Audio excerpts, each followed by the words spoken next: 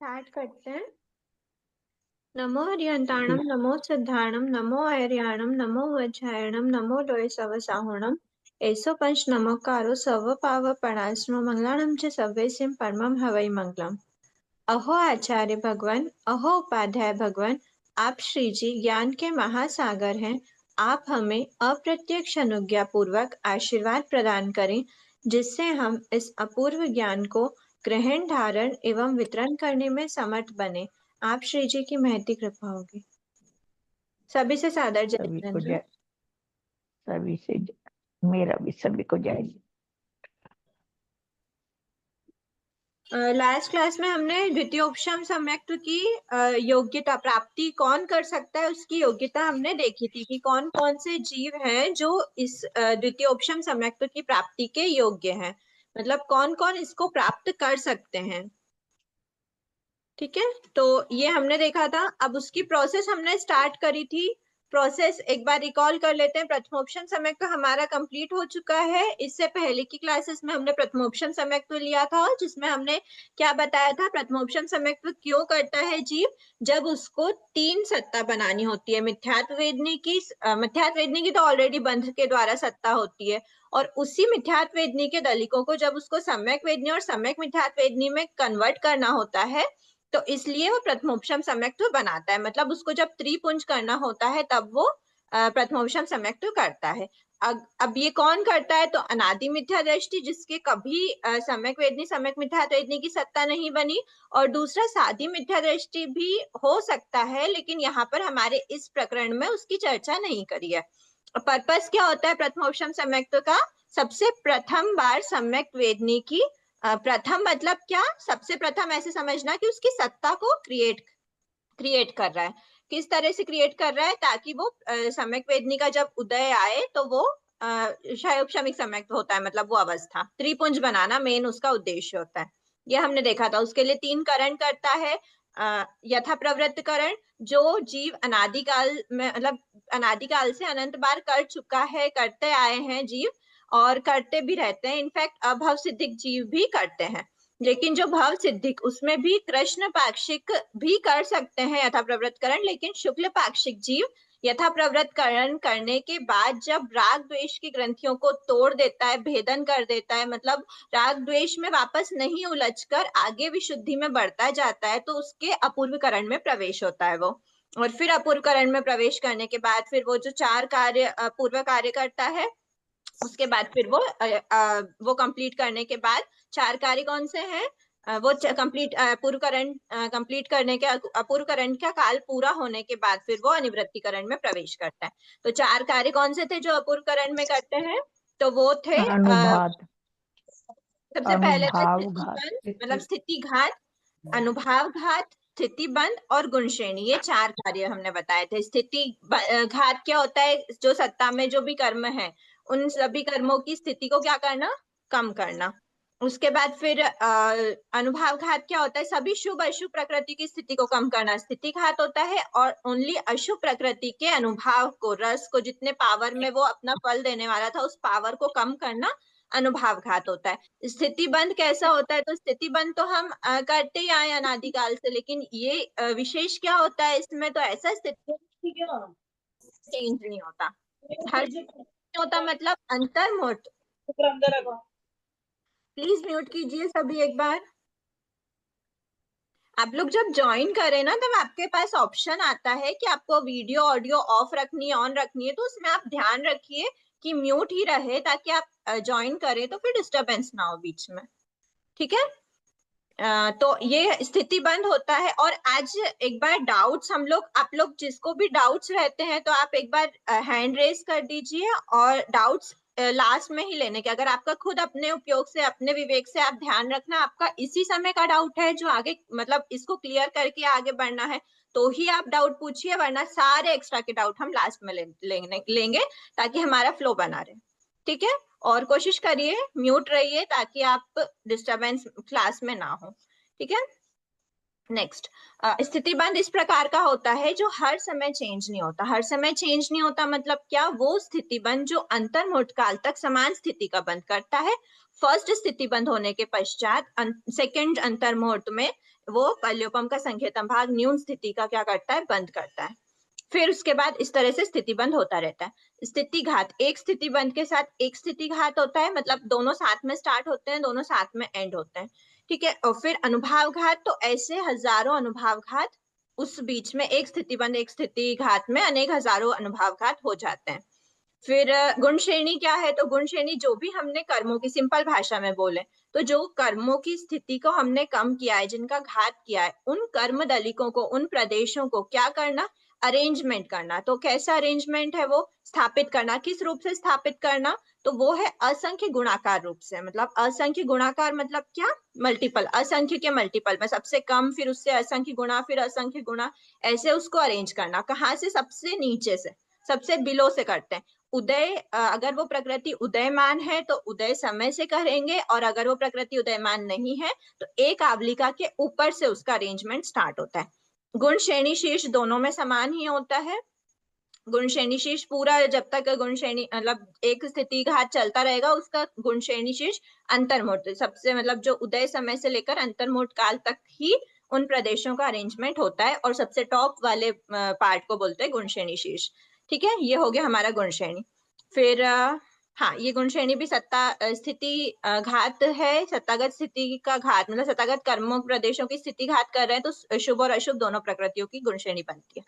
और अनुभाव घात सिर्फ अशुभ प्रकृतियों का ही होता है। ठीक है, ये पूरा कंप्लीट हो गया। इसके बाद अब अनिवृत्तिकरण में प्रवेश करता है। अनिवृत्तिकरण में जीव के मतलब जो भी जीव होते हैं उनके भाव क्या होते हैं? एक फिक्स्ड समय पर उनके भाव, मतलब उनकी जो विशुद्धि होती है वो सेम। हर समय तो अनंत विशुद्धि होती रहती है, पर यहाँ पर एक फिक्स्ड विशुद्धि, अगर कोई एक समय है, फर्स्ट समय है, सेवेंथ समय है, लास्ट समय है, कोई भी समय अगर ले लें तो उसमें जो भी जीव हैं उनकी विशुद्धि क्या होगी? एक ही समान होगी। फिर हाँ, इसमें बहुसंख्य, मतलब टोटल जितना निवृत्तिकरण का काल है उसके बहुसंख्य काल बीतने के बाद एक संख्यतम भाग जो अवशेष रहता है, उसमें जीव क्या करता है? बहुसंख्य काल तक तो वही करता आया जो अपूर्वकरण में करा था, चार विशेष कार्य। एक अनिवृत्तिकरण का एक संख्यतम भाग जो बचता है उसमें जीव क्या करता है? उसमें मतलब सबसे पहले तो अंतरकरण करता है। अंतरकरण मतलब सबसे पहले जो अनिवृत्तिकरण के बाद का जो समय है, अगर स्पीड बढ़ रही है ना तो आप लोग, मतलब स्पीड अगर ज्यादा है तो आप लोग एक बार बताना। जिन्होंने क्लास अटेंड करी है, पिछली 7, 8, 9 क्लास अटेंड करी है, उनके लिए स्पीड शायद नॉर्मल होगी, और जिनने नहीं करी तो आप एक बार फिर से एक बार ट्राई करना कि रिकॉर्डिंग्स देख लो। फिर एकदम प्रथमोपशम बैठ जाना चाहिए। अब आपका वापस हम लोग भाव नहीं है प्रथमोपशम को उठाने के, ये लास्ट रिवीजन है प्रथमोपशम का। ठीक है, इसके बाद फिर जो भी रिवीजन क्लास होगी या जैसा भी होगा वो ही रहेगा क्लास में, नॉर्मल क्लास में हमको आगे बढ़ना है। ठीक है, ये हो गया। अब हाँ, फिर क्या करता है? अंतरकरण करता है। तो अंतरकरण का क्या अर्थ हुआ? अंतरकरण मतलब अनिवृत्तिकरण का जब काल पूरा होगा उसके बाद का जो अंतर्मुहूर्त का काल है, उस अंतर्मुहूर्त के काल में जीव क्या करता है? मिथ्यात्व के दलिकों को पूरा,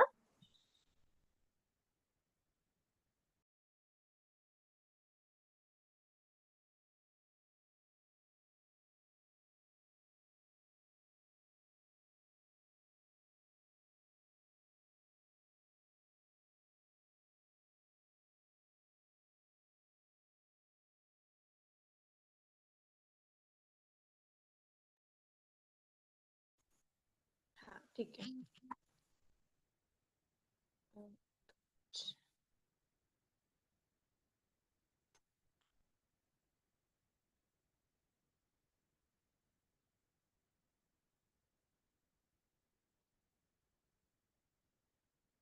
हम्म,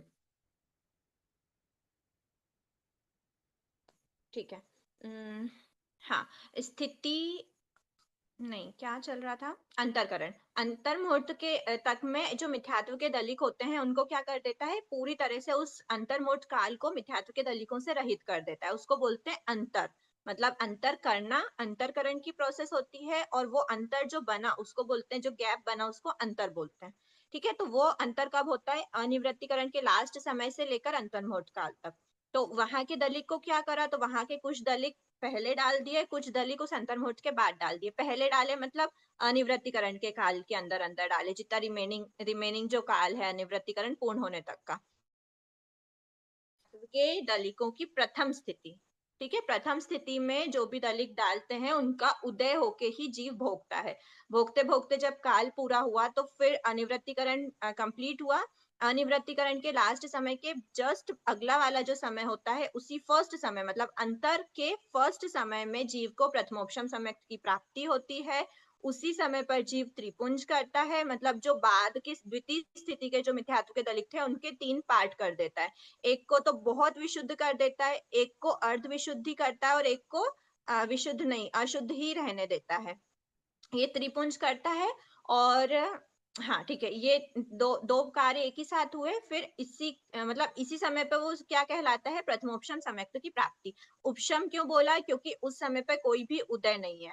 उदय नहीं है, पर इन फ्यूचर वो उदय में आ सकता है, मतलब उसकी सत्ता है आत्मा में।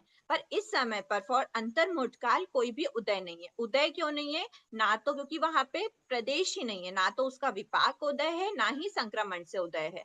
कोई भी प्रदेश उस कैटेगरी के है ही नहीं, ना मिथ्यात्व के दलित है, ना सम्यक वेदनी के, और ना सम्यक मिथ्यात्व वेदनी के, इनके दलित नहीं है। ठीक है, तो संक्रमण की भी पॉसिबिलिटी नहीं है। ये हमने लास्ट क्लास में डिस्कस करा था द्वितीयोपशम के लिए। फिर ये ऐसा पूरा अंतर्मुहूर्त का काल कोई भी प्रकृति को अंतर्मुहूर्त से ज्यादा उपशमन नहीं कर सकते हैं। तो इसीलिए अंतर्मुहूर्त तक ये उपशम प्रथमोपशम समय तो चलता है। उसके बाद में मतलब अगर लास्ट समय अंतर्मुहूर्त फिर 6 आवलिका तक का जो लास्ट 6 आवलिका बचती है, उस समय पर अगर अनंतानुबंधी चतुष्क का क्या हो गया? अभी तो तक क्या चल रहा था? अभी शयोपशम चल रहा था। और अगर अभी बंध और उदय तो दोनों एक ही साथ में स्टार्ट होता है, तो अगर बंध और उदय दोनों स्टार्ट हो गया 6 आवलिका के अंदर अंदर, तो जीव क्या करता है? द्वितीय मतलब दूसरे गुण स्थान में क्या कहलाता है? सासादन सम्यक, उसमें चला जाता है। और नियमा फिर वो आगे जाके मिथ्यात्व के दलिकों का उदय हो जाएगा। मतलब जो फ्यूचर त्रिपुंज में जो मिथ्यात्व के दलित थे उनका उदय हो जाएगा। और अगर ऐसा नहीं हुआ, पूरा प्रथमोपशम का अंतर्मुहूर्त तक रहा वो प्रथमोपशम में, और प्रथमोपशम के लास्ट, अब लास्ट अंतर्मुहूर्त से एक चूज करना पड़ेगा। अगर वो सम्यक वेदनी, उसकी विशुद्धि रही, और हाँ ठीक है, वो देखा था हमने कि गुणस्थान कौन से थे, तो 4 5 6 पहले ही समय पर चौथा, पांचवा या सातवां गुणस्थान जो भी जीव का अपने अपने विशुद्धि के हिसाब से रहेगा। और उसके सेकंड समय से लेकर जो अंतर्मुहूर्त तक का प्रथमोपशम था, उसमें 4 5 6 7 कुछ भी हो सकता है। अब इसके बाद जब त्रिपुंज में से उसके सम्यक वेदनी का उदय आ जाता है, तो फिर वो शयोपशमिक सम्यक्त्वी जीव कहलाता है, मतलब शयोपशम सम्यक्त्व प्राप्त हो जाता है उसको। और अगर सम्यक मिथ्यात्व वेदनी का सम्यक मिथ्या दृष्टि कहलाता है, थर्ड गुण स्थान में चला जाता है। और मिथ्यात्व के दलिकों का उदय होता है तो वो फर्स्ट गुण स्थान में चला जाता है। फिर ये हो गया प्रथमोपशम के बाद की अवस्थाएं, यहाँ तक हमने कंप्लीट किया था। अब लास्ट क्लास में हमने क्या देखा था? द्वितीयोपशम सम्यक। तो द्वितीयोपशम सम्यक की प्राप्ति की योग्यता, तो कौन प्राप्त कर सकता है? उसके लिए हमने 4 या 6 कितने पॉइंट्स थे, मैं खुद ही भूल गई, शायद 4 पॉइंट्स थे ना, 5 पॉइंट्स थे। ठीक है, 5 पॉइंट्स हमने देखे थे। सबसे पहला पॉइंट क्या था? गुण स्थान बताया था। छठा या सातवां गुण स्थान वर्ती जीव होना चाहिए। छठा सातवां गुण स्थान वर्ती कौन सा होता है? संयत होता है, ऑफकोर्स साधु ही होता है।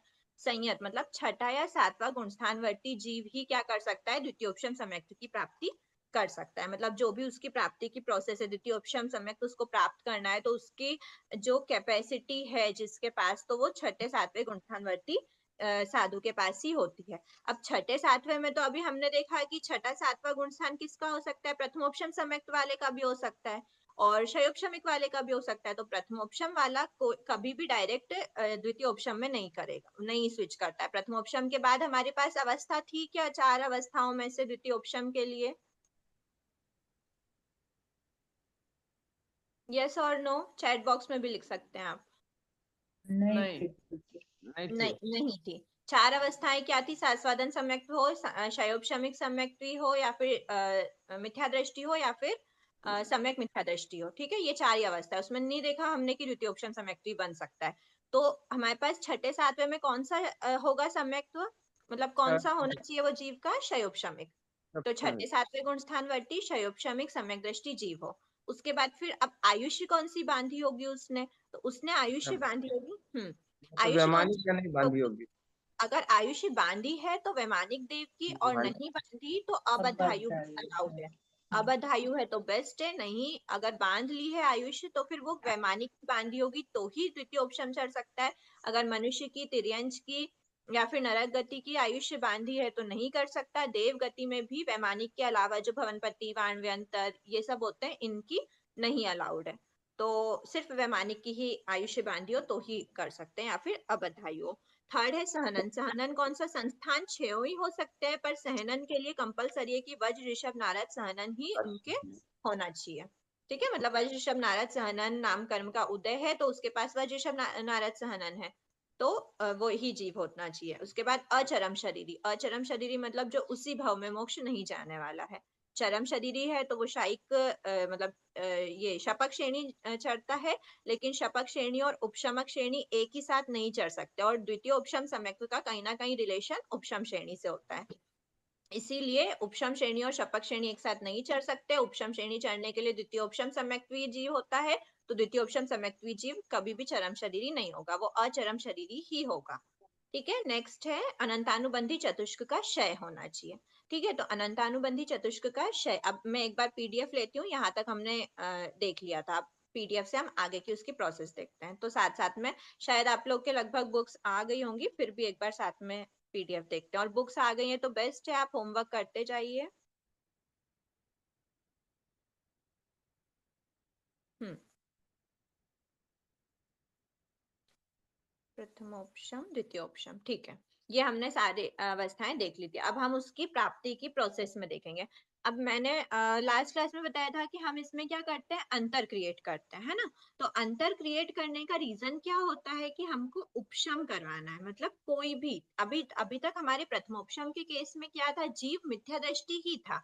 तो मिथ्या दृष्टि जो जीव है उसके किसका उदय रहेगा, मतलब, और अगर अनादि मिथ्या दृष्टि की हमने बात करी थी, तो अनादि मिथ्या दृष्टि के पास सत्ता कितने की होगी, 26 की। 26 की। 26 की सत्ता है। अब जब 26 की उसके पास सत्ता है, मतलब मोहिनी कर्म के जो अपना दर्शन मोहिनी है, उसमें से कौन कौन सी प्रकृति है उसके पास दर्शन मोहिनी की, सिर्फ मिथ्यात्व वेदनी की प्रकृति है ना। तो उसको सिर्फ मिथ्यात्व वेदनी के दलिकों का ही क्या करना पड़ता है, उपशम करना पड़ता है प्रथमोपशम की प्राप्ति के लिए। जो अंतर क्रिएट करा, उस अंतर में उसके मिथ्यात्व वेदनी के दलिकों को ही क्या करते हैं, हटाते हैं बस। और बताते उसके हैं। पास दोनों सत्ता है ही नहीं, अभी अनादि मिथ्या दृष्टि का पढ़ा था, इसलिए शादी को एक बार भूल जाओ। अब उसके पास दोनों है ही नहीं, तो उसको हटाने की जरूरत ही नहीं है। अब यहाँ पर जो द्वितीयोपशम सम्यक्त्व प्राप्त कर रहा है जो जीव, उसके कितने की सत्ता है, 28 की। 28 की सत्ता। 28। 28 की सत्ता नहीं बोलेंगे, दर्शन त्रिक की तो तीनों है, सत्ता हाँ, 24 की होती है। ये अच्छा, हमने देखा ना कि 24 अनुबंधी की। चतुष्क का क्षय कर दिया, अच्छा तो अच्छा है। सत्ता तो कम हो गई है, हाँ, टोटल 24 की, 28। 24 की 24 प्रकृति रहेगी इसकी। हाँ, सत्ता तो 24 की है, लेकिन हाँ जो दर्शन त्रिक है उनमें तीनों की सत्ता प्रेजेंट है। ठीक है, हाँ। मिथ्यात्व वेदनी की भी, सम्यक मिथ्यात्व वेदनी की भी, और सम्यक वेदनी की भी। तो अब जब उसको गैप क्रिएट करना है, अंतर क्रिएट करना है, तो उसको किसका अंतर बनाना पड़ेगा, तो उसको तीनों ही प्रकृतियों को क्या करना पड़ेगा, खाली करना पड़ेगा, तभी वो अंतर बनेगा। ठीक है, अब हमने ये भी चीज देखी कि हर प्रकृति की अपनी स्थिति होती है, मतलब अपना अलग अलग निषेक होता है। निषेक हाँ, ऐसा वास्तव में रहता नहीं है, पर हम निषेक को रचना बनाते हैं ऐसी। तो हम हाँ, देखते हैं हर प्रकृति का अपना अपना निषेक होता है। तो जो प्रकृति, मतलब तीनों प्रकृति को हम अलग अलग गैप करेंगे, तीनों में जो गैप बनेगा वो अंतर कहलाएगा, अंतर क्रिएट हो गया। तो अब सबसे पहले हमको क्या देखना होता है कि जब जीव द्वितीयोपशम सम्यक्त्व प्राप्ति की प्रोसेस करता है ना, स्टार्ट करता है, तो वो अंतर करंट कैसे करता है, ऐसा नहीं कि तीनों को एक साथ कर देगा।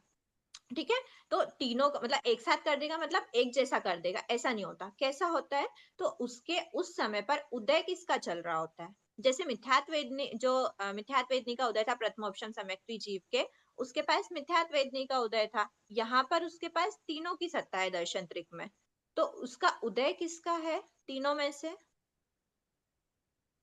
किसी एक का ही होगा ना उदय तो। सम्यक वेदने का। सम्यक वेदने का। रीजन क्या है? सम्यक मिथ्यात्व क्यों नहीं हो सकता, या अब फिर मिथ्यात्व अच्छा वेदनी तो क्यों नहीं हो मिस्टर कि दृष्टि वो तो रहते ही नहीं ज्यादा। सम्यक्त्वी में चल रहा सम्यक है। वेदने, क्या क्या फिर से बोलना एक बार। क्षयोपशमिक सम्यक्त्वी में सम्यक वेदनीय का ही उदय रहता है। क्योंकि ये जो जीव जो द्वितीयोपशम प्राप्त कर रहा है वो जीव कौन सा है? क्षयोपशमिक सम्यक दृष्टि है। सम्यक दृष्टि है तो ऑफ कोर्स सम्यक वेदनी का ही होगा, और क्षयोपशमिक सम्यक्त्व सम्यक वेदनी के उदय रहते क्षयोपशमिक सम्यक्त्व प्राप्त हो सकता है। द्वितीयोपशम प्राप्त नहीं हो सकता, शायिक प्राप्त नहीं हो सकता, लेकिन सम्यक वेदनी का उदय रहते क्षयोपशमिक सम्यक्त्व प्राप्त हो सकता है। तो इसीलिए अगर जीव का क्षयोपशमिक सम्यक दृष्टि जीव है वो, तो उसके सम्यक वेदनी का उदय है, ऐसा मतलब उदय ही रहता है ये बोलना। तो अब इसका जब सम्यक वेदनी का उदय है, तो जो उदय वाली प्रकृति है, अनुदय में कौन कौन सी है? तो वो अनुदय में है मिथ्यात्व वेदनी और सम्यक मिथ्यात्व वेदनी। तो अब क्या करता है, मिथ्यात्व वेदनी और सम्यक मिथ्यात्व वेदनी जो उदय में नहीं है पर वो सत्ता में तो है ना अभी, मतलब उसके बॉडी उसके में तो प्रेजेंट है उसकी सत्ता, तो उनकी सत्ता को क्या करता है, अभी जो उसका एक जो वर्तमान का है, देखो एक आवलिका तक तो कोई भी प्रोसेस मतलब एप्लीकेबल नहीं होती, चाहे वो संक्रमण की हो या कुछ भी हो। एक आवलिका जो जिस भी प्रकृति का उदय नहीं है उसमें तो एक आवलिका तक कुछ भी पॉसिबल नहीं है। उदयमान के लिए उस एक आवलिका में कुछ भी पॉसिबल नहीं है, ऐसा क्यों नहीं बोल सकते? क्योंकि उदय तो हो ही रहा है ना उस समय पे, और अगर गुण श्रेणी रचना होती है तो भी उदय समय पर हम मतलब लेके आते हैं, करते हैं। अभी हम अनुदय की बात करें कि एक आवलिका तक तो हम छेड़छाड़ नहीं कर सकते, तो एक आवलिका के बाद से वो अंतर क्रिएट करना स्टार्ट होता है। ठीक है, तो अंतरकरण कैसे करता है? देखो उदय, ध्यान रखना उदय किसका है? उदय है सम्यक वेदनी का। लेकिन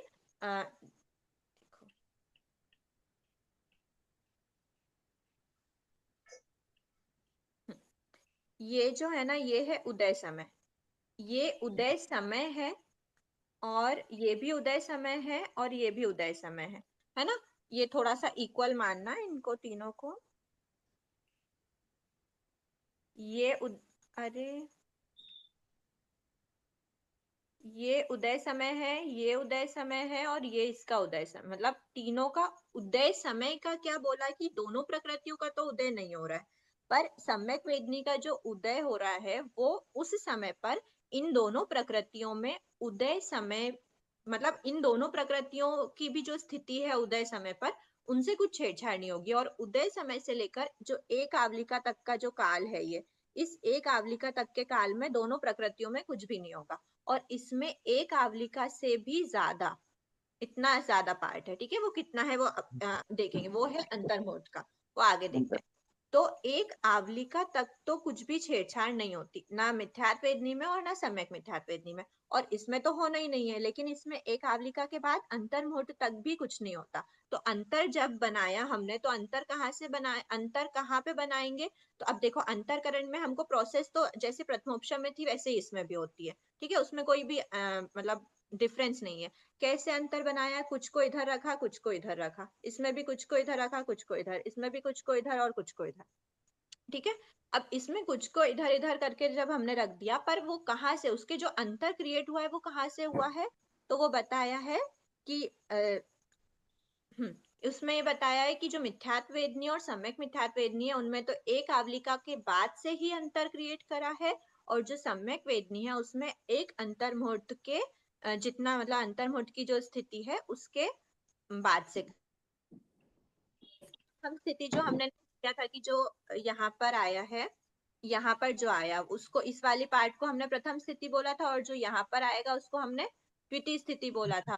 तो इसी प्रकार इसकी और इसकी दोनों की प्रथम स्थिति क्या होगी, इस वाले की और इस वाले की? तो बताया है कि दोनों की प्रथम स्थिति होगी वन आवलिका की, क्योंकि एक आवलिका के बाद ही हमने अंतर क्रिएट करा है। और इसकी कितनी होगी प्रथम स्थिति? तो वो होगी अंतर्मुहूर्त की।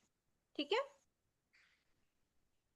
ये अब इसमें फर्स्ट पैराग्राफ की जो 3 लाइन है वो इतना ही समझाया, एक बार पढ़ लेते हैं। जीव द्वितीयोपशम सम्यक तो प्राप्ति की प्रक्रिया में दर्शन त्रिक का इस प्रकार अंतरकरण करता है कि अंतरकरण के अंतिम समय में, जो अंतरकरण का जो लास्ट समय है, मतलब अंतरकरण यहाँ पर अंतरकरण पूर्ण हुआ है, ये जो मैंने उदय समय बताया वहां पर वो अंतरकरण मतलब पूर्ण हो चुका है। तो अंतरकरण के अंतिम समय में मिथ्यात्व वेदनी और सम्यक मिथ्यात्व वेदनी की प्रथम स्थिति एक आवली का शेष रहे और सम्यक वेदनी की प्रथम स्थिति अंतर्मुहूर्त शेष रहे। तो ये कैसे बताया हमने कि उसकी प्रथम स्थिति ऐसी ही शेष बची, मतलब जो उदय समय था, मतलब उदय समय मतलब जो अंतरकरण, देखो यहाँ से अंत, ये ऐसा मान के चले, ये ना अभी आप इस वाले पार्ट को, मतलब ये जो ये सब लिखा हुआ है ना, इनको थोड़ा सा इग्नोर करना है, ऐसा समझो कुछ भी नहीं लिखा है। अब यहाँ पर हमारी प्रोसेस चल रही है यहाँ से, ठीक है। तो यहाँ से हमारा अंतरकरण मान लो यहाँ से लेकर यहाँ तक तो नहीं, अंतरकरण तो पूरा यहाँ यहीं तक चलेगा, यहाँ से मान लेते हैं, यहाँ से लेकर यहाँ तक। अब हम चलते जा रहा था, यहाँ पर एक समय आगे बढ़ता जा रहा है जीव, और अंतरकरण की ये पूरा अंतरकरण का काल है। तो इस पूरे काल में क्या हो रहा है, तो जितने भी दलिक थे वो दलिक सब इधर और इधर इधर जाते जा रहे हैं, ठीक है।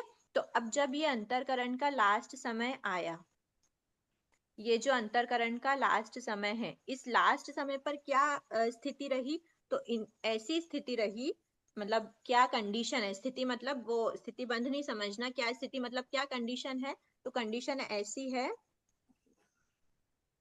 ऐसी है कि ये जो दोनों प्रकृति, ये वाली और ये वाली जो प्रकृति है, इनमें एक आवली का शेष बची है प्रथम स्थिति दोनों में, और सम्यक वेदनी की स्थिति एक अंतर्मुहूर्त की शेष बची है। ये जो उदय समय जो मैंने बताया था, ये उदय समय मतलब प्रेजेंट का जो समय है, वो क्या है समय, वो पूरी ये अंतरकरण की प्रोसेस पूरी कंप्लीट हो चुकी है, उसका लास्ट समय है, उस समय पर इतना बचा, ठीक है। ये हमारी बस ऐसे ध्यान रखना, ये जैसे जैसे हम ऊपर जा रहे हैं ना, वैसे वैसे ड्यूरेशन क्या होती जा रही है, हमारी काल भी जो है वो आगे बढ़ता जा रहा है। हमारी आत्मा जैसे जैसे हम इतना क्रॉस कर लेंगे, तो हमारी आत्मा का पास्ट हो चुका है ये। अब इन सारे दलिकों से हमको कोई लेना देना नहीं होगा, ठीक है। हाँ, अब ये हो गया हमारा। अब सम्यक वेदनी की अंतर्मुहूर्त एक समान डाउट है मैम, हाँ क्या इसमें भी लाइक ये अनिवृत्तिकरण के बहुसंकेतन पाठ बीतने पर ही ये अंतरकरण किया जाता है? देखो अभी ना ऐसा एग्जैक्ट खुलासा नहीं हुआ, इसीलिए आपको इस चैप्टर में भी नहीं डाला है कि वो तीनों ही प्रोसेस, मतलब पहले हमको जब पढ़ाया था ना, तो हमको ऐसा बताया था कि मतलब वो तीनों प्रोसेस होती है, फिर ये होती है। अभी एग्जैक्ट वो चीज नहीं है, तो हम बस इतना ही समझ लेते हैं कि अंतरकरण की प्रोसेस, इसीलिए आपको जस्ट यही स्विच कर दिया है। मतलब हम इसके Okay. पहले वाला पेज देखें तो योग्यता है, और उसमें लास्ट बस इतना ही लिखा है कि सभी विशेषताओं से संपन्न जीव द्वितीयोपशम सम्यक्त प्राप्त कर सकते हैं, जिसकी प्रक्रिया संक्षेप में इस प्रकार है। तो वो एग्जैक्ट होता क्या है, तो वो अंतरकरण करता है, पर अंतरकरण भी किस प्रोसेस के साथ करता है, वो हमको बीच में थोड़ा सा एक कंफ्यूजन जैसा रखा हुआ है। मतलब हम अच्छा, एकदम स्पष्ट नहीं बोल सकते उसको कि अंतरकरण कब करता है, बस इतना है कि इतने योग्य है, तो फिर इतनी इतनी योग्यता उसके पास है, और अब उसको द्वितीयोपशम सम्यक्त प्राप्त करना है, अंतरकरण करेगा। अब वो अंतरकरण तीनों प्रोसेस के साथ कर रहा है या फिर कैसे कर रहा है, वो एग्जैक्ट हम अभी नहीं बोल सकते हैं, ठीक है। पर वो अंतरकरण करता है तो वो इस प्रकार से करता है, ऐसा बताया, इसलिए वो संक्षेप बताया। और फिर जब आप उपशम सम्यक्त को देखोगे ना, उपशम सम्यक्त मतलब उपशम श्रेणी शपक श्रेणी जब आगे पढ़ोगे, तो उसमें फिर वो सब चीजें डिटेल में आएगी, ठीक है। तो अभी इसीलिए संक्षेप में बताया हुआ है। ओके। तो अब अंतरकरण कैसे करता है, तो वो अंतरकरण ऐसे करता है जैसे अभी उसके पास सिर्फ एक ही चीज थी ना, ये यहाँ तक क्लियर हुआ है अंतरकरण कैसे करा, एक था तो बस प्रथम स्थिति और द्वितीय स्थिति में डाल दिया। पर जब उसके पास तीनों प्रकृति हैं, तो वो तीनों में से डाल रहा है, पर कैसे डालेगा, जब वो डालेगा अंतर कहाँ से क्रिएट कर रहा है। ये जो लाइन है ना, आप इसको कंफ्यूज मत होना, मतलब इसमें थोड़ी सी ना वाइस वर्सा के साथ दी हुई है वो लाइन।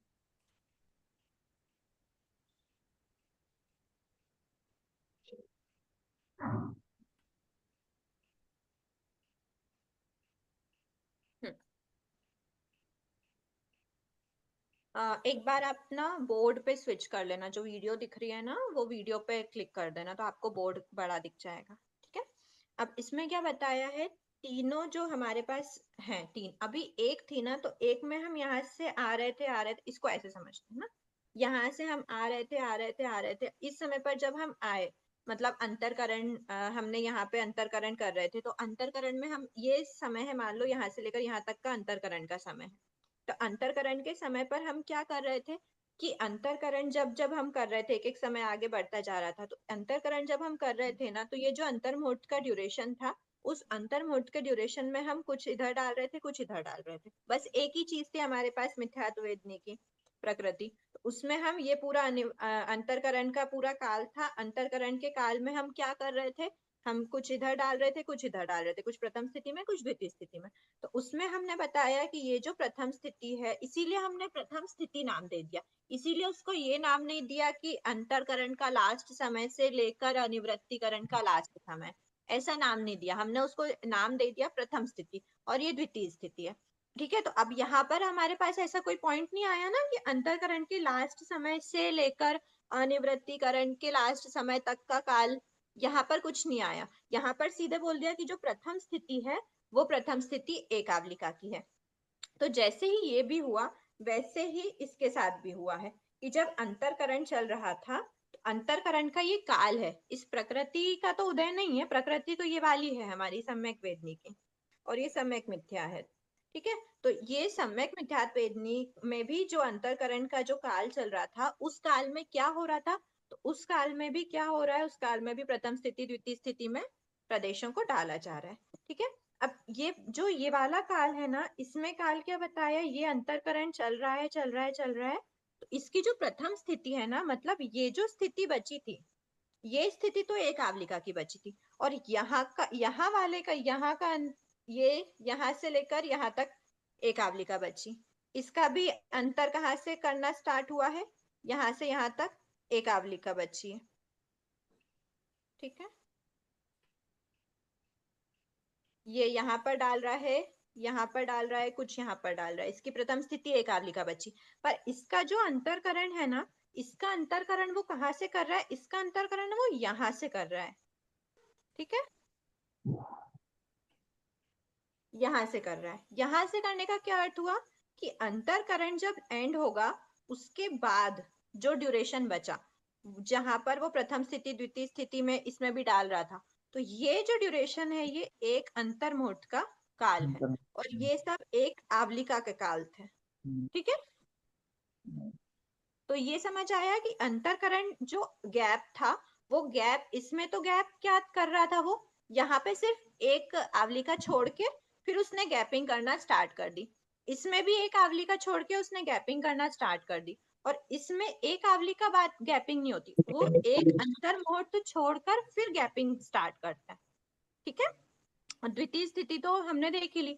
अब जब ये ड्यूरेशन, जब अब अगला ड्यूरेशन क्या बताया, एक आवलिका प्लस पूरा ये बचा हुआ काल, मतलब पूरा अंतर्मुहूर्त का जो बी पॉइंट है जिसको हम पढ़ेंगे, उसमें क्या लिखा, सम्यक वेदनी की अंतर्मुहूर्त प्रमाण प्रथम स्थिति का वेदन पूर्ण होने पर, क्योंकि यहाँ पर इसका पूर्ण होने पर द्वितीय ऑप्शन सम्यक प्राप्त करता है। तो अब वो यहाँ पर ये एक आवलिका आगे बढ़ा, अब जैसे ये पूरा एक एक समय आगे बढ़ा है, फिर इतना, मतलब ये पूरा पास्ट होता गया, होता गया, होता गया, एक एक समय आगे बढ़ता गया। ठीक है, अब ये पूरा आगे बढ़ी आत्मा, अब उसकी मिथ्यात्व वेदनी और सम्यक मिथ्यात्व वेदनी की तो एक आवलिका का काल पूरा हो गया, पर सम्यक मिथ्यात्व वेदनी की प्रथम स्थिति उसकी अभी बची है। ठीक है, अब ये प्रथम स्थिति इसकी बची, तो जब तक ये पूरी, भले ही इन दोनों की कोई भी सत्ता नहीं बची, इनका अंतर स्टार्ट हो गया, मतलब इसके भी अंतर में प्रवेश हो गया, इसके भी अंतर में प्रवेश हो गया, पर दोनों के अंतर में प्रवेश होने के बावजूद भी अभी द्वितीयोपशम नहीं मिला, क्योंकि इसकी सत्ता है अभी, इसका तो प्रदेश उदय है ना, इनकी भले ही कोई भी उदय नहीं बचा है, तो इनकी पूरी जब तक कब तक चलता है, तो जब तक सम्यक वेदनी की जब अंतर स्टार्ट होता है, जब तक उसका उदय रहता है, तब तक हम नहीं बोलेंगे कि कोई भी द्वितीयोपशम प्राप्त हुआ। जैसे ही उसका पूरे, उसकी प्रथम स्थिति चल रही थी, प्रथम स्थिति में उसका उदय था सम्यक वेदनी का, उसकी प्रथम स्थिति, अब क्या हुआ ना, तो ये दोनों, क्योंकि इनका तो अंतर स्टार्ट हो चुका है, तो ये वाला है ना, हाँ, ये और ये, अब इसमें भले ही, मतलब इनका बहुत सारा ड्यूरेशन क्रॉस हो गया, इनका यहाँ से यहाँ तक था ना, और इसमें यहाँ से, तो इनका भले ही ये जो अंतर था ये वाले का और ये वाले का, इनमें तो अंतर चल ही रहा है, लेकिन जो सम्यक वेदनी है, सम्यक वेदनी का जैसे ही जो उदय था वो खत्म हुआ, और उसके अंतर के फर्स्ट समय में जीव ने प्रवेश किया। अब फर्स्ट समय में प्रवेश करते ही, प्लीज म्यूट कीजिए, इस फर्स्ट समय में प्रवेश करते ही जीव को क्या होता है, द्वितीयोपशम सम्यक्त्व प्राप्त होता है। तो इस समय पर इसका ये भी नहीं है, ये भी नहीं है, और इसमें भी अंतर पड़ा हुआ है। तीनों ही प्रकृति नहीं है, हाँ। मतलब क्या हो गया, उपशम हो गया। उपशम हो गया, लेकिन द्वितीय स्थिति में तो मिथ्यात्व वेदनी भी है, सम्यक मिथ्यात्व वेदनी भी है, और सम्यक वेदनी भी, तीनों है। तो द्वितीय स्थिति में है पर इस समय पर नहीं है, तो क्या हो गया, उपशम हो गया है, उदय नहीं है पर सत्ता में। हाँ, कोई कुछ पूछ रहे थे, किसी को कुछ डाउट था क्या? ठीक है, आगे बढ़ते हैं। यहाँ तक हमारा हो गया। ये जो है द्वितीय उपशम सम्यक्त्व। अब इसमें ना आपको एग्जाम की दृष्टि से कैसे पढ़ना है, कैसे देखना है, तो देखो आपको ये जो हेडिंग्स है ना, इसमें हेडिंग्स में आ सकता है, क्या बोलेंगे कि द्वितीय उपशम सम्यक्त्व प्राप्त करने की जो प्रोसेस है, प्रक्रिया है, उसमें अंतरकरण के अंतिम समय में कैसा निषेक होगा तीनों का।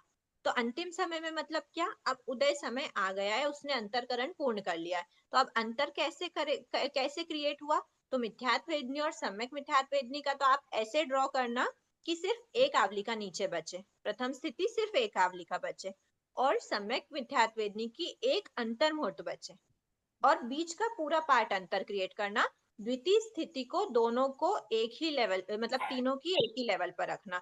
इसका क्या अर्थ हुआ, यहाँ पर अंतर ज्यादा है, इसमें भी अंतर ज्यादा है, सम्यक वेदनी में अंतर सबसे कम हो, मतलब अंतर का जो ड्यूरेशन है वो कम होगा, लेकिन यहाँ पर एक आवली का बाद और यहाँ पर अंतर्मुख, तो ये आपको बनाना है। फिर अगर आपसे क्वेश्चन में ऐसा पूछे कि द्वितीय उपशम सम्यक्त्व की हाँ। अवस्था में कैसा होगा, तो अवस्था में क्या होगा, उसकी किसी की भी प्रथम स्थिति नहीं बचनी चाहिए।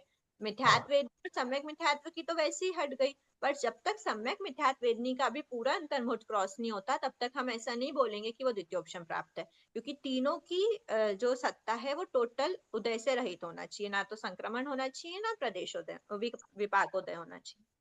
क्लियर है?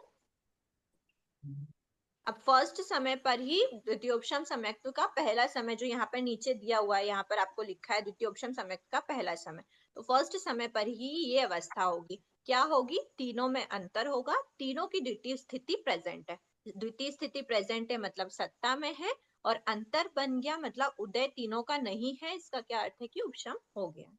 ठीक है,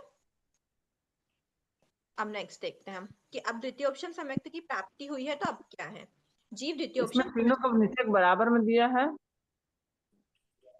हाँ, सम्यक वेदनी का निषेक भी इसमें एक बराबर कर दिया तीनों का, नीचे वाले में, ऊपर वाले में छोटा है। ऊपर वाले में छोटा है, ऊपर वाले में अंतर्मुहूर्त टाइम है, इनका हाँ आविल्का का टाइम है, तो इसका हाँ, निषेक का जो गैप है वो छोटा है इसका, सम्यक वेदनी का। गैप तो छोटा ही होगा ना, क्योंकि द्वितीय स्थिति जो है वो बाद बाद की रखी हुई है, मतलब वो नीचे वाले गैप में ही तीनों का एक बराबर दिया है।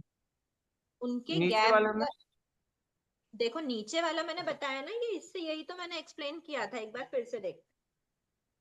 नो एक्सप्लेन समझ में आ गया मेरे को, बट ये थोड़ा सा मेरे, ये अंतर्मुहूर्त जो बताए ना टाइम, अंतर चिन्हों का एक साथ मतलब अवलिका के बाद स्टार्ट हुआ उसका, एक अवलिका के बाद, और इसका एक अंतर्मुहूर्त के बाद हुआ। इसी पे बता देती हूँ मैं एक बार, देखिए ये जो है ना, इसके नीचे तक देखते हैं एक बार, है ना, ये हाँ। ऊपर वाला देख रहे हैं हम, हाँ। ये है, नीचे तक आ रहा है, हाँ। अब ये क्या था, यहाँ पर इतना था, एक आवली का, ठीक है, हाँ। यहाँ पर भी इतना था, एक आवली का, हाँ। और यहाँ पर था अंतर्मुहूर्त, अंतर्मुहूर्त। ठीक है, ये ऐसा था। अब क्या हुआ, अब अ, अब जीव ने ना, देखो आपको ब्लैक के ऊपर ब्लू नहीं दिख रही ना, येलो दिख सकती है। ये देखो येलो कलर है, येलो कलर एक एक समय आप आगे बढ़ रहे हो, ठीक है, ये ध्यान रखना, ये समय आगे बढ़ रहा है, फिर ये समय, फिर ये समय, ये समय, तीनों का एक साथ चला। अब यहाँ पर तो क्या आ गया, इन दोनों में अंतर में प्रवेश हो गया, नीचे हमने एक आवलिका का कंप्लीट कर लिया, इन दोनों में हाँ। तो अंतर में प्रवेश हो गया है, लेकिन हाँ। इसमें अभी अंतर में प्रवेश नहीं हुआ है, हाँ। इसमें अभी भी ब्लैक रिमेनिंग है, मतलब सम्यक वेदनी का उदय है, तो इनकी हाँ तो प्रथम स्थिति खत्म हो गई, पर हाँ सम्यक वेदनी की प्रथम स्थिति अभी बची हुई है। अब और आगे समय बढ़ा, तो आगे जब समय बढ़ा तो आगे बढ़ते गए बढ़ते गए बढ़ते गए बढ़ते बढ़ते अंतर्मुहूर्त क्या करा, क्रॉस किया। अब जब अंतर्मुहूर्त क्रॉस किया तो अब बताओ अब क्या अवस्था है, अब तीनों की नहीं है ना। हाँ ये जो बना हमारा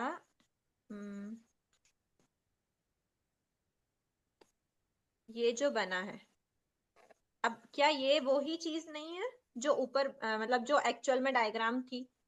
अब आप नीचे का पोर्शन ये पूरा हटा देते हैं, ये वाला नीचे का, ठीक है, और हाँ रखेंगे कितना कितना ये वाला पोर्शन रखेंगे बस। हाँ अब ये पोर्शन में नीचे हमारी पूरी कंप्लीट हो गई थी तीनों की, अब बचा हाँ तो तीनों में अंतर ही बचा। आप इसको थोड़ा सा यही समझो, ये जो ग्रीन पार्ट है ना इसको पूरा ग्रीन कर लेना, ऐसा समझो, तीनों में ही ग्रीन बचेगा ना। अब हाँ तीनों ही अंतर वाला पार्ट बचा, भले ही इनका अंतर यहाँ पे भी था, इनका इसका भी अंतर नीचे तक था, पर उसको तो अब वो हमारी आत्मा के लिए पास्ट हो चुका है, अब उसका हमको कोई लेना देना नहीं। भले ही हम पहले इन दोनों के अंतर में प्रवेश कर गए, पर द्वितीयोपशम प्राप्त नहीं हुआ। द्वितीयोपशम कब प्राप्त होगा, जब तीनों की अंतर की अवस्था होगी, समझ में ठीक आ है। गया।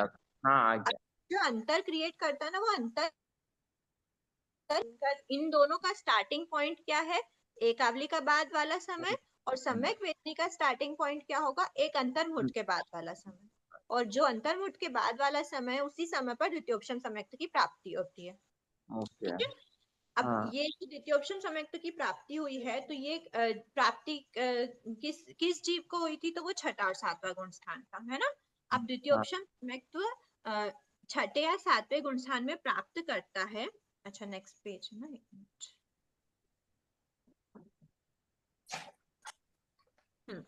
द्वितीयोपशम सम्यक्त तो छठे या सातवें गुण स्थान में प्राप्त करता है। द्वितीयोपशम सम्यक्त तो प्राप्त करने के अंतर्मुहूर्त पश्चात जीव उपशमक श्रेणी आरोहण करके 11वें गुण स्थान तक अवश्य जाता है। मतलब क्या हुआ कि ये जो द्वितीयोपशम सम्यक्त है ना, द्वितीयोपशम सम्यक्त की प्राप्ति छठे सातवें गुण स्थान में हुई है, और द्वितीयोपशम प्राप्त करने के बाद भी उसके अंतर्मुहूर्त पश्चात जीव क्या करता है, पहले आरोहण करता है।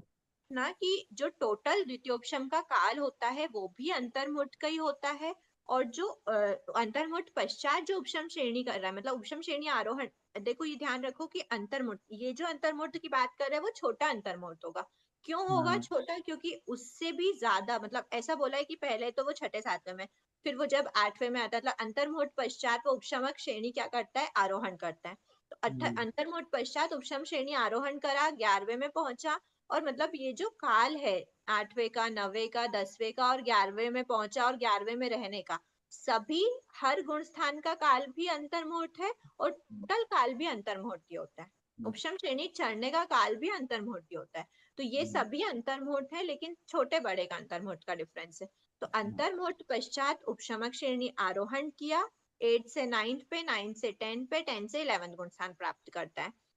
और एवं 11वें गुण स्थान का काल पूर्ण होने पर, मतलब अब देखो यहाँ 11वें से हमको पता है कि मतलब दो केस हमारे पास, दो ऑप्शंस खुले हैं, या तो 11वें का काल पूरा हो जाए जिसको हम बोलते हैं अद्धाशय। अगर अद्धाशय हुआ तो वो नियमा किस में जाता है, 10th में जाता है। 10th में जाएगा, 10th से नीचे आते आते छठे गुण स्थान तक अवश्य जाता है, मतलब 10 फिर 9 फिर 8, ये क्रम से होता है, इसीलिए इसको श्रेणी बोलते हैं। ऐसा नहीं होता, हमने ये पिछली बार भी डिस्कस किया था उपशम श्रेणी में, कि 11 से डायरेक्ट 8 में आ जाए, 11 से डायरेक्ट 7 में आ जाए, ऐसा नहीं होता। 11 से 10 में आएगा, 10 से 9 में, फिर 8 में, फिर 7 में, और 6 तक नियमा जाता ही जाता है, ठीक है। गुणस्थान 11वें गुणस्थान का काल पूर्ण होने पर जीव गुणस्थान अवरोहण करते हुए, अवरोहण मतलब नीचे नीचे आना है, करते हुए छठे गुण स्थान तक अवश्य आता है। परिणाम शुभ रहने पर द्वितीयोपशम सम्यक्त्वी जीव छठे गुण स्थान में स्थिर रह सकता है। परिणाम अशुद्ध हो गए, अब द्वितीयोपशम के बाद की अवस्थाएं बताइए, कि परिणाम अगर अशुद्ध हो गए तो 5वें या चौथे में भी जा सकता है। इस प्रकार द्वितीयोपशम सम्यक्त में 4 से 11 गुण स्थान संभव है, द्वितीयोपशम के रहते रहते, ठीक है, द्वितीयोपशम की अवस्था ही, अब उसमें कोई भी बीच में नहीं हुआ है कि द्वितीयोपशम के बाद अगर वो छठे के बाद वापस चौथे और पांचवे में गया तो भी उसके मतलब सम्यक्त्व में चेंज नहीं आया उसमें इसीलिए ना दर्शन और चारित्र दोनों का अलग अलग बताया गया है। दर्शन मतलब उसका द्वितीयोपशम सम्यक्त्व होने के बाद भी उसके चारित्र के लेवल्स में अप एंड डाउन हुआ है। ठीक है, तो चारित्र के लेवल में जो अप एंड डाउन हुआ है वो चौथा गुण स्थान, पांचवा गुण स्थान, अब उसकी विशुद्धि के हिसाब से। और अगर उसके परिणाम शुभ ही रहे, मतलब मलिनता को नहीं लिए, उनकी विशुद्धि डाउन नहीं हुई, अशुद्ध नहीं हुए, तो वो चौथे पांचवे में नहीं जाएंगे, वो छठे में ही स्थिर रह सकते हैं। और फिर छठे के बाद तो जो भी आगे प्रोसेस होती है, सातवें में भी जा सकता है, फिर जो भी आगे रहता है, छठा सातवां भी करता रहता है।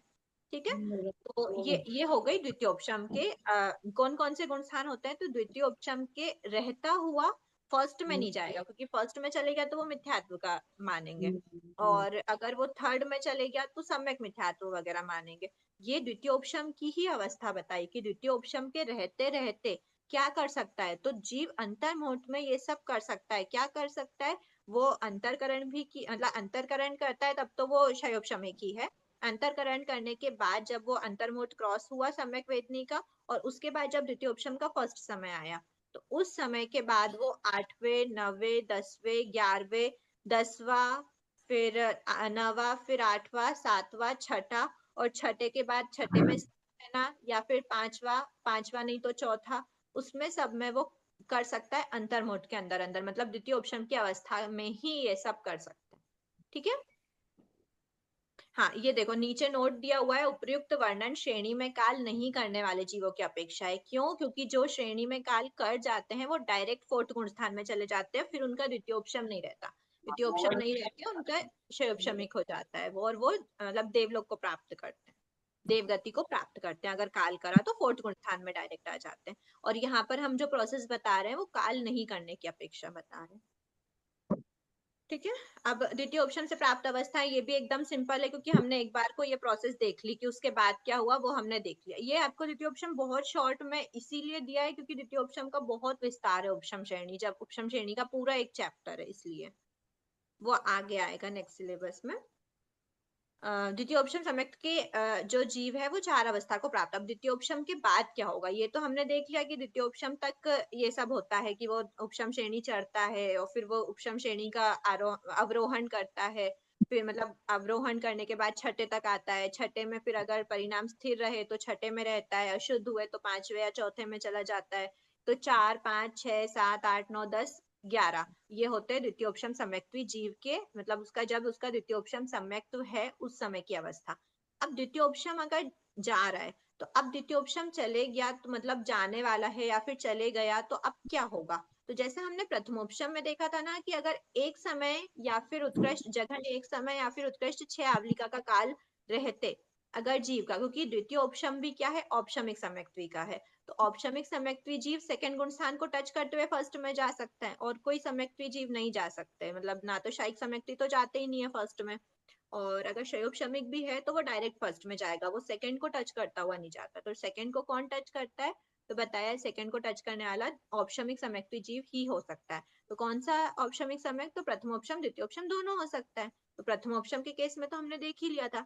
अब द्वितीयोपशम के केस के लिए क्या बताया, इसमें भी सेम चीज है कि अगर एक समय या फिर उत्कृष्ट 6 आवलिका का काल बचा है और अनंतानुबंधी चतुष्क का बंध प्रारंभ हो गया, ठीक है, अभी तक टोटल जो क्षय हो चुका था वो क्षय भी चौथे, पांचवें गुण स्थान, छठे गुण स्थान में वापस से क्या हो सकता है, बंध स्टार्ट हो सकता है। मतलब वैसे उसके परिणाम में मलिनता आई, उस समय पर नहीं कहलाएगा, उस समय पर तो बंध नहीं हो सकता, पर जैसे उसके परिणाम मतलब अशुभ होने लगे और 6 आवली का बच्चा है और बस 6 आवली का वाले जो काल है वो टच करते ही उसके अनंतानुबंधी का जो बंध है, अनंतानुबंधी चतुष्क का, वो प्रारंभ हो गया, तो बंध प्रारंभ होते ही वो जीव शाश्वतन सम्यक दृष्टि कहला जाता है।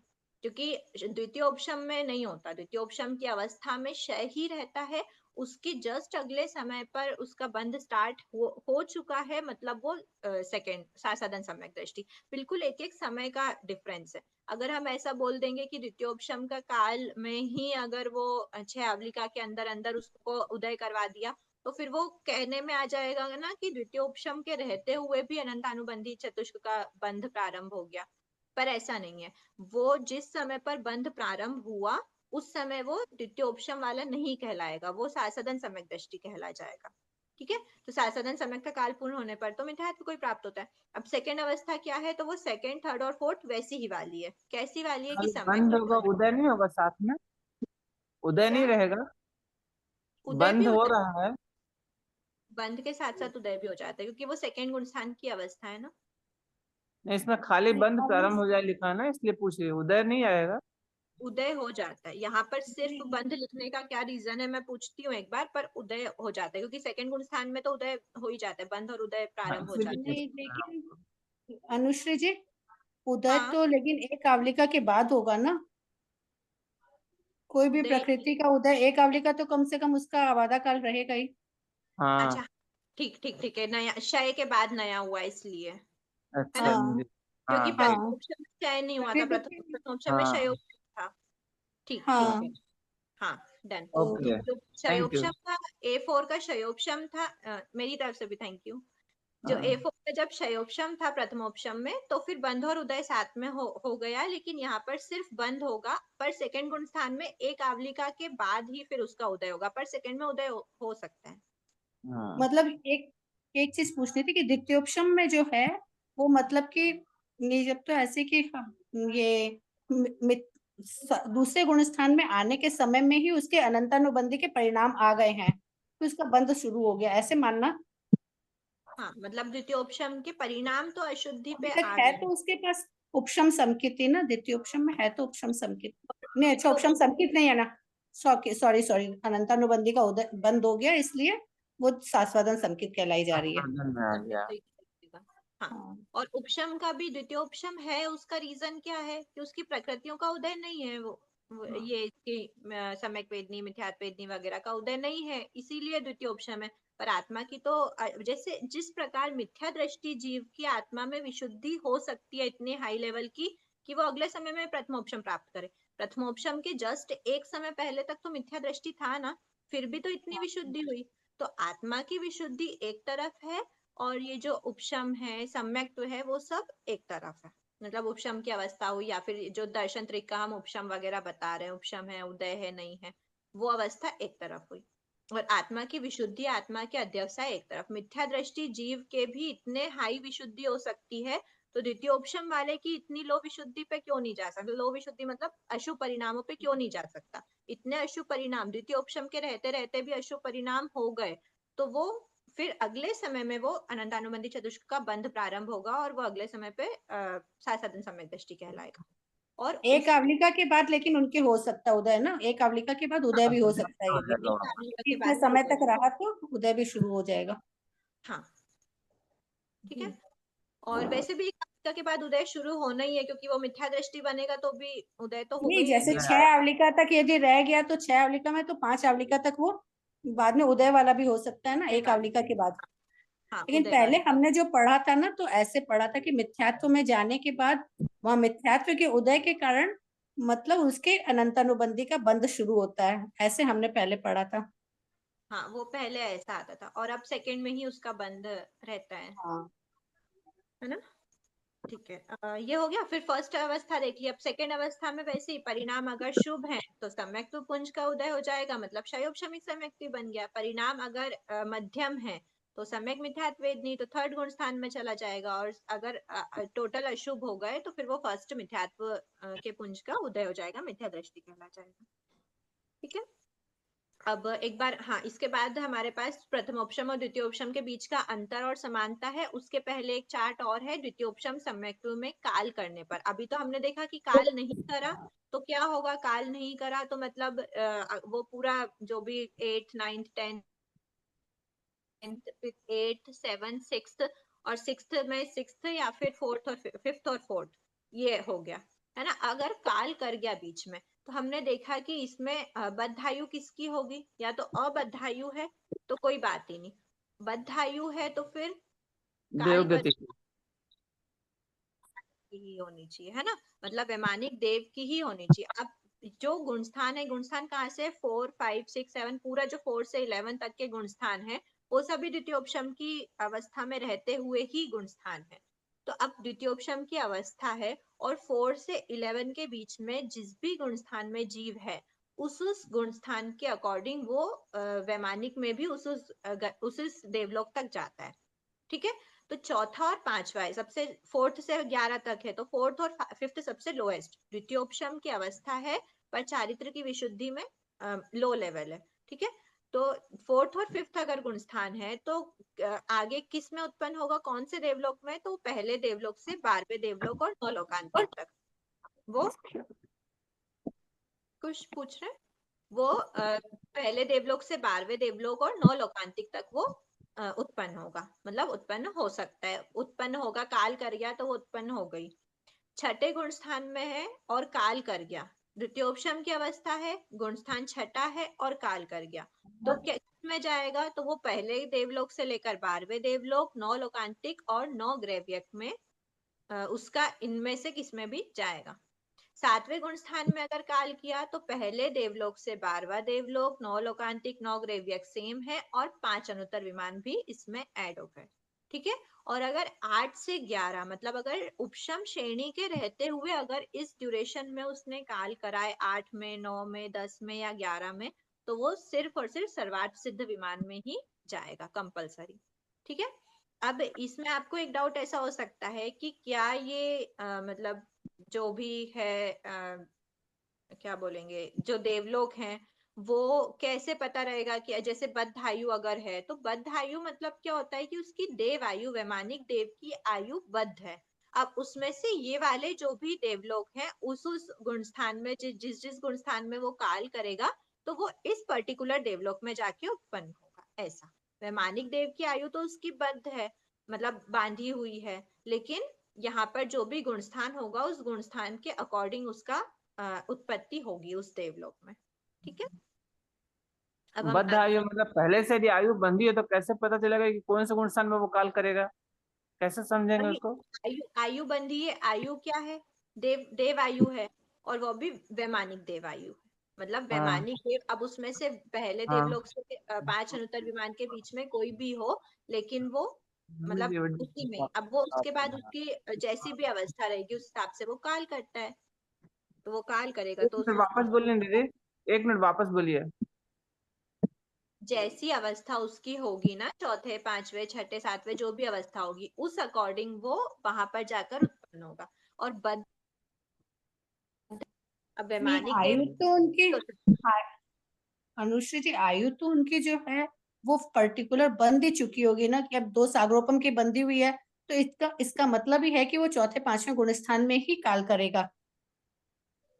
ऐसा यदि 2 छठे छठे सातवें में भी तो हो सकती ना, पहले देवलोक तो उसमें भी खुला है, हाँ, मतलब वही है कि छठे, हाँ सातवें में भी हो सकती है। अगर श्रेणी वाली बात है तो फिर एक एक्सेप्शन है, बाकी लोएस्ट लेवल तो सबका आ ही रहा है ना, हाँ हाँ है ना।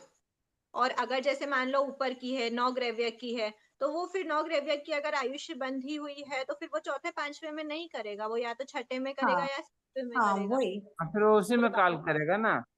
हाँ, हम्म। हाँ वैसे वैसे भी बोलते हैं ना कि मतलब जो जिस लेशिया में आयुष्य का काल, हाँ आयुष्य का बंद बंद हुआ होती। है, काल कर, उसी लेसे में काल करता है।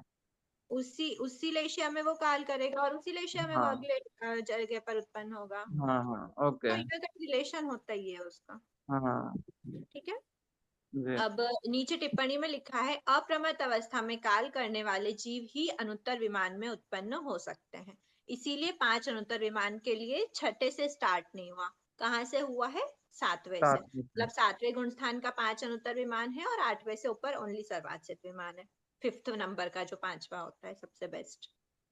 ठीक है, अब एक बार हम अंतर को शॉर्ट में देख लेते हैं, 2 मिनट का वैसे टाइम, पर हम थोड़ा सा आगे मतलब अंतर को एक बार कंप्लीट कर लेते हैं, क्योंकि अभी अभी किया हुआ है ना, नेक्स्ट क्लास में एक बार फिर से रिवीजन कर लेंगे, पर अभी दोनों को एक साथ लेके चलेंगे तो थोड़ा सा और क्लियर हो जाएगा। अनुश्री की एग्जाम कब है? एग्जाम 15 दिसंबर के बाद ही होने की संभावना है, उसके पहले तो नहीं होगी, उसके बाद जो भी डेट होती है। 15 दिसंबर, 1 महीने में हो जाएगा पूरा कोर्स? देखते हैं, आंटी से आज ही वही बात करी थी मैंने, देखते हैं आगे कैसा क्या होता है, बाकी 15 दिसंबर के पहले तो नहीं होगी एग्जाम, उसके बाद भी अभी फिर बच्चा तो 15 दिसंबर है तो 1.5 महीने ही है, 1.5 महीने ही है। वैसे हम लोग का देखो ये चैप्टर कितना बचा है, इस चैप्टर में ज्यादा कुछ नहीं है, शारीरिक सम्यक्त वगैरह तो इजिली हो जाता है, ठीक है। और बस फिर आगे हो जाएगा, ऐसा कुछ मतलब अब जो सबसे मेन बात थी ना वो ये प्रथमोपशम द्वितीयोपशम वाली बात, एक थोड़े से शारीरिक सम्यक्त में भी थोड़ा सा समझना है पर थोड़ी आवाज एक मिनट कम करना, मेरे को कुछ बोलना है। म्यूट। हेलो दीदी, जय जी ने मेरे को आपसे एक बात बोलनी थी कि हमारे यहाँ पे श्री सुविराज श्री जी महाराज हैं, तो ऐसे ही हमारी बात निकली थी। तो इस बार लास्ट टाइम जो सेकंड वाला पेपर था ना बहुत टफ था, वो आईएएस लेवल का था। तो महाराज ने ऐसा सजेशन दिया है कि 2 पेपर होने चाहिए, एक आप बिल्कुल वर्ड टू वर्ड रखो सिंपल किताब का, और एक हार्ड रखो। जो भी भाव है एक बार बताने का है, आप एक बार प्लीज अभी एक बार क्लास हो जाए, ये सारे डिस्कशन हम बाद में पर्सनली करते हैं। एक बार थोड़ा सा क्लास एंड होने में देखो 28 से 30 कब निकल गया वो पता नहीं चला। एक बार हमको पहले अंतर ले लेने दो, ताकि अभी दिमाग में बैठा है ना तो वो अभी की अभी क्लियर होगा, आप आगे पढ़ोगे तो, क्योंकि ये समानता और अंतर लेना बहुत जरूरी होता है, इसलिए इसको यहाँ पर दिया। अब देखो पहले समानता देख लेते हैं, प्रथमोपशम और द्वितीयोपशम दोनों में सिमिलैरिटी क्या है। तो दोनों ही प्रकार के औपशमिक और उपशम सम्यक्त का क्या अर्थ हुआ कि दोनों में D3 का क्या होता है, उपशम रहता है। इसमें D3 की सत्ता हो या नहीं हो, अनादि मिथ्या दृष्टि हो या सादी मिथ्या दृष्टि, सत्ता है या नहीं है, दोनों का रीजन मैंने बताया था, है नहीं है मतलब होना, फिर भी इतनी माइन्यूट लेवल पे होना कि उसका उदय नहीं हो पाता, इसीलिए नई सत्ता और बनानी पड़ती है सम्यक वेदनी और सम्यक मिथ्यात्व वेदनी की। तो भले ही उनकी सत्ता है या फिर नहीं है, नहीं मतलब अनादि मिथ्या दृष्टि, और शादी का भी ऐसा हो जाता है कि सत्ता टोटल चली जाती है। तो भले ही सत्ता हो या नहीं हो, पर तीनों ही प्रकृति के लिए बोला है, तीनों का उपशम है, मतलब तीनों का ही उदय नहीं है, ना तो प्रदेश उदय है, सॉरी ना विपाक उदय है और ना ही संक्रमण है। तो D3 का क्या है, उपशम है दोनों में। सेकेंड पॉइंट बता रहा है दोनों प्रकार के उपशमिक सम्यक्तों का काल अंतर्मुठ ही है, अंतर्मुठ से ज्यादा कोई भी प्रकृति को उपशम नहीं कर सकते। म्यूट कीजिए। किसी भी प्रकृति को लगातार अंतर्मुठ से अधिक काल के लिए उपशमित नहीं कर सकते हैं। अंतर्मुठ पूर्ण होने के पश्चात जीव अपने परिणामों के अनुसार क्षयोपशमिक सम्यक्त्व या फिर सम्यक मिथ्यात्व या फिर मिथ्यात्व को प्राप्त करता है। तीनों केस हमने देखे थे, और दोनों प्रकार के औपशमिक सम्यक्त्व में जो फर्स्ट केस आया था कि जगह एक समय या फिर उत्कृष्ट आवली का काल शेष है तो साधन सम्यक्त्व प्राप्त कर सकता है। फिर दोनों ही प्रकार के औपशमिक सम्यक्त्व में आयु बंध नहीं करता, इस बीच कभी भी आयु, चाहे वो चौथे गुण स्थान में, पांचवे में हो, कुछ भी, मतलब दोनों सम्यक्त्व की अवस्था है उस अंतर्मुठ काल में आयुष्य का बंध नहीं होता। ये इन दोनों में नया पॉइंट हमको जानने मिला है, अभी तक जो हमने नहीं पढ़ा उसके अलावा। तो ये 3 पॉइंट्स तो हमने देख लिए थे, और दोनों में जो भी सिमिलैरिटी थी वो ये तीनों बातें थी। और चौथे बात थे कि दोनों प्रकार के औपशमिक सम्यक्त्व में आयुष्य बंध नहीं होता। अब इसमें डिफरेंस क्या क्या है वो डिफरेंस लेके चलते हैं। पहला पॉइंट है कि पहले गुणस्थान कौन सा है, मतलब कौन सी योग्यता क्या है, तो पहला गुणस्थान होना चाहिए, चारों गति के जीव होना चाहिए, सन्नी होना चाहिए, पंचेंद्रिय होना चाहिए, पर्याप्त होना चाहिए, और मिथ्या दृष्टि मतलब पहला गुणस्थान। तो प्रथमोपशम कौन प्राप्त कर सकता है, तो प्रथमोपशम पहला गुणस्थानवर्ती चारों गति के सन्नी पंचेंद्रिय पर्याप्त मिथ्या दृष्टि जीव। अब आप लोग जल्दी से बताओ फटाफट कि वहां पर क्या होगा, पहले गुणस्थान की जगह कौन से गुणस्थान होने चाहिए, छठा सातवां, छठा सातवां। चार गति की जगह कौन सी गति होनी चाहिए, एक गति, मनुष्य गति सिर्फ। मनुष्य गति के ही हो सकते हैं ना, क्योंकि छठा सातवां मनुष्य गति में ही होता है। गति है, फिर सन्नी पंचेंद्रिय होते हैं, वो भी ये पर्याप्त भी होते सही हैं। है। मिथ्या हाँ, दृष्टि होते हैं क्या, नहीं, नहीं, कौन से, समकत समकत वेदने, कौन सा, नहीं, जीव कौन सा सातवां, कहते हैं, क्षयोपशमिक सम्यक्त क्षयोपशमिक सम्यक्त्वी जीव ही द्वितीय सम्यक्त प्राप्त कर सकता है। एक बार देख लेते हैं, छठे अथवा सातवें गुणस्थानवर्ती क्षयोपशमिक सम्यक दृष्टि ही द्वितीयोपशम सम्यक्त प्राप्त कर सकता है। यहाँ पे गति मेंशन नहीं करी, क्योंकि हमको खुद ही पता है कि छठे के सातवें गुणस्थान वाला सिर्फ एक ही गति का हो सकता है। अब इसमें प्रथमोपशम सम्यक्त में अनंतानुबंधी चतुष्क का क्या होता है, क्षयोपशम होगा, इसमें 6 होगा। होगा। ठीक है, अनंतानुबंधी चतुष्क का क्षय करने के पश्चात ही द्वितीयोपशम सम्यक्त प्राप्ति संभव है। अब प्रथमोपशम सम्यक्त 4 से 7 गुण स्थान में होता है, चौथे पांचवें सातवें में प्रथमोपशम प्राप्त करता है, मतलब प्रथमोपशम का जो फर्स्ट समय है वो 4, 5 या 7 होगा, और प्रथमोपशम अवस्था में 7वें गुण स्थान से छठे में जा सकता है।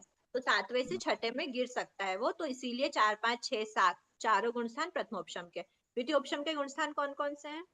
4 से 11। 4 4 से से 11। ठीक है। हाँ, फर्स्ट हाँ। प्राप्त करते के समय पर क्या होता है? छठा, छठे और सातवें सातवें गुणस्थान। गुणस्थान होता है। उसके बाद जब वो श्रेणी चढ़ता है तो कौन सा गुणस्थान होता है? 10। 9, 8 और 10 11। 11 है ना। उपशांत मोह जो है 11वां गुणस्थान, उसमें द्वितीयोपशम रहता है। और फिर उसके बाद वो जब पतित होता है तो वो छठे तक जाता है चौथे और 5वें तक भी जा सकता है। चौथे पांचवे। और चौथे तक भी जा सकता है, इसीलिए 4 से 11 पूरे हो गए। क्लियर है? श्रेणी से पतित होने के पश्चात द्वितीयोपशम सम्यक जीव चौथे 5वें में भी जा सकता है। अब बताया 4th पॉइंट, प्रथमोपशम सम्यक अवस्था में जीव काल नहीं करता, इसमें काल कर सकता है क्या? हाँ कर सकता है, और देवायु में जा सकता है। मालिक में जाएगा। वैमानिक देवों में उत्पन्न होता है। ठीक है। देवायु में जा सकता है नहीं बोलना, देवायु में जा सकता है क्या होता है? देव गति में जा जाएगा। सकता है। एक बार बात है कि देव गति में गया, गति मतलब आना जाना, आयुष्य तो भोगते हैं, देव आयु को भोग रहा है या फिर देव आयु में गया नहीं बोलना, देव गति में गया। ठीक है। प्रथमोपशम सम्यक्त चारों गति के जीव में पर्याप्त अवस्था में ही संभव है। ठीक है। द्वितीय उपशम में क्या होता है? तो द्वितीय उपशम सम्यक्त मनुष्य गति है ओनली पर्याप्त अवस्था में, लेकिन देव गति के जीवों में अपर्याप्त और पर्याप्त दोनों अवस्थाओं में संभव है। तो क्यों बताया ऐसा? क्योंकि द्वितीयोपशम में अगर काल करा और वो 4th गुणस्थान में चला गया, तो वो द्वितीयोपशम में काल करा, तो काल करा मतलब देव गति में जब उत्पन्न होगा तो पहले अपर्याप्त अवस्था में होगा, फिर पर्याप्त बनेगा, तो उस समय पे उसका द्वितीयोपशम है। तो अपर्याप्त में भी द्वितीयोपशम है और पर्याप्त में भी द्वितीयोपशम है। पर अब नरक गति और तिर्यंज गति में अपर्याप्त में हो सकता है क्या? क्योंकि 4th गुणस्थान के अंदर अंदर रहते वो द्वितीयोपशम से अगर काल करेगा तो भी वो नरक गति तिर्यंज गति में जाते ही नहीं जाएगा। है ना।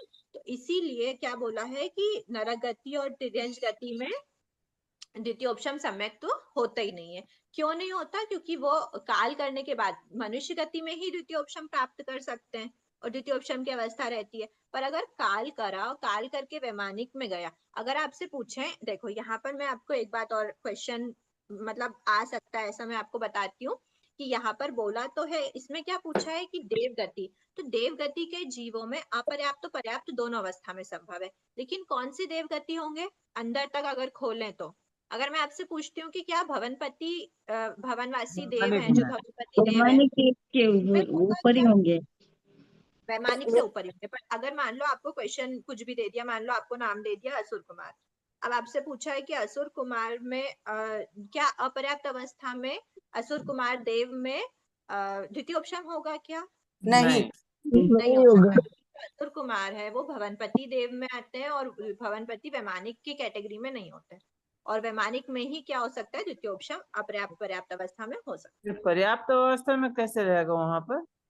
वहां जाके वो पर्याप्त अवस्था में अंतर्मुहूर्त तक रह सकता है, फिर वो क्षयोपशमिक बन जाता है, अच्छा, ठीक ठीक। रह सकता है वहां पर। ठीक है। अब 6th पॉइंट देखते हैं। 6th पॉइंट क्या बताया? एक बार प्रथमोपशम प्राप्त सम्यक प्राप्त करने के पश्चात पल्योपम का असंख्यतम, ये भी नई जानकारी, पल्योपम का असंख्यतम भाग काल तक लगातार मिथ्यात्व में रहने के बाद प्रथमोपशम सम्यक तो पुनः प्राप्त कर सकते हैं। क्यों बोला? क्योंकि प्रथमोपशम का उद्देश्य क्या है? जब सत्ता खत्म हो जाती है तो नए सत्ता क्रिएट करना, या फिर कोई सत्ता है नहीं तो क्रिएट करना। तो जब पल्योपम का असंख्यतम भाग काल तक, मैंने आपको बताया था ना कि बहुत सारे टाइम तक जब मिथ्यात्व में रहता है, तो वो बहुत सारा टाइम क्या है, अब क्लियर हुआ हमको कि पल्योपम का असंख्यतम भाग PAB, जो पल्योपम का असंख्यतम भाग है, उतने ड्यूरेशन तक अगर मिथ्यात्व में रहा तो उसकी सत्ता सम्यक वेदनी सम्यक मिथ्यात्व वेदनी की चली जाती है, या फिर इतनी कम रहती है कि वापस सम्यक वेदनी का उदय होकर सम्यक तो प्राप्त नहीं कर सकता क्षयोपशमिक, इसीलिए उसको फिर से प्रथमोपशम करना पड़ता है। तो ये जो काल है प्रथमोपशम में अगर एक बार आया, उसके बाद PAB तक वो वापस प्रथमोपशम नहीं होगा, क्योंकि वो मिथ्यात्व में रहता है उतने टाइम तक। लेकिन द्वितीयोपशम के लिए क्या है कि अंतर्मुहूर्त पश्चात पुनः प्राप्त कर सकते हैं। द्वितीयोपशम में था, द्वितीयोपशम से वो सेकेंड होता हुआ फर्स्ट, या फिर डायरेक्ट फर्स्ट में चले गया, या फिर नहीं जाके भी वो वापस से क्षयोपशमिक में ही चले गया, और क्षयोपशमिक में जाने के बाद वो छठे सात ऑप्शन स्टार्ट कर मतलब प्राप्त कर सकता है, वापस अंतरकरण कर सकता है।